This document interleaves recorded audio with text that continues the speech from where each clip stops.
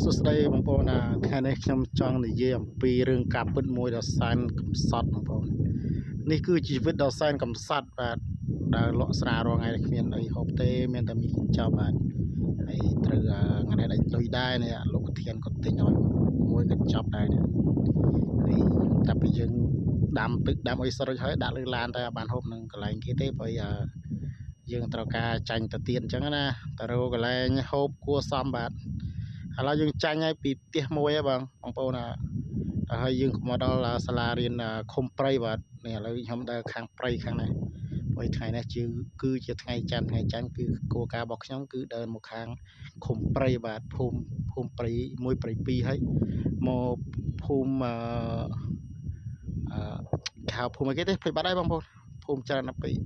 ភូមិក្របៅនិងភូមិក្រចាអញ្ចឹងណាឥឡូវយើងចាញ់ដំណើរមកវាស្រែហើយនេះចាញ់ពីភូមិមកហើយយើងឃើញវត្តអារាមនេះ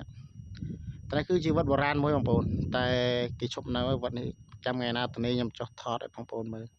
ឃើញវត្តពីសម័យណាទេព្រោះចាស់ហើយវត្តហ្នឹងហើយដោយសារតែអញ្ចឹងហើយខ្ញុំអត់បានថតឲ្យមើលសារតែជិះឡានលឿនពេកបងប្អូនដើម្បីខ្លាចមីកប៉ុកដោយសារតែយកមិញមេភ្លៀងខ្លាំងពេកមេភ្លៀងមួយមេធំបាទស្រោគេញញឹមដែរយើងអញ្ចឹងណាមើលទៅលស្រស់រញឹមផ្លូវអត់ស្រូវហើយនេះជាបន្លែចិននេះឆ្លងស្បែកបន្លែចិនទៅយើងទៅភូមិកបៅបាទភូមិកបៅកាច់ឆ្វេងដីឥឡូវជិះទៅត្រង់បើអត់មានកន្លែងហូបមីទេរមម្លប់ហូបមីបាទហើយចាស់ទៅជិះទៅទៀតណាហើយមីមួយកញ្ចប់នេះគឺអត់ថ្លៃទេបងប្អូនមីជាតិយើងជួយគាំទ្រផលិតផលរបស់ខ្មែរយើងមីជាតិគឺនិយាយជាតិមែនទេបងប្អូនតែដោយសារតែយើងអត់បាយផងហ្នឹងបាទវាជាតិអញ្ចឹងណាហើយគ្មានអីហូបទេឥឡូវយើងមករកដល់ជិតកន្លែងហូបហើយបងប្អូននេះ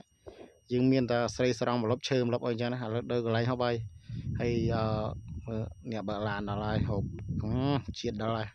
ធ្វើមកជប់ជាតិជួយមកជាតិហើយស្រីផ្ដាំបងប្អូនថាបើសិនតែត្រូវការហូបមីពីរាត្រីពីល្ងាចពីយប់អីគឺកុំភ្លេចមីជាតិបាទមីជាសាច់គោជាតិគឺមីនេះហៅមីខគោតែអត់ស្គាល់ច្បាស់ដែរព្រោះដែលសបានហូបអញ្ចឹងណាហើយនៅគេថាហូបគេផ្សាយពីផលិតផលមីអនាគតគេផែជាចង់ចូលក្រុមហ៊ុនមីហើយបងប្អូន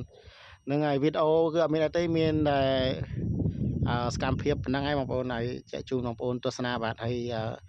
ជួយ like ជួយ follow ផងដោយសារតែខ្ញុំ page ថ្មីអញ្ចឹងអរគុណច្រើនបងប្អូនបាយបាយ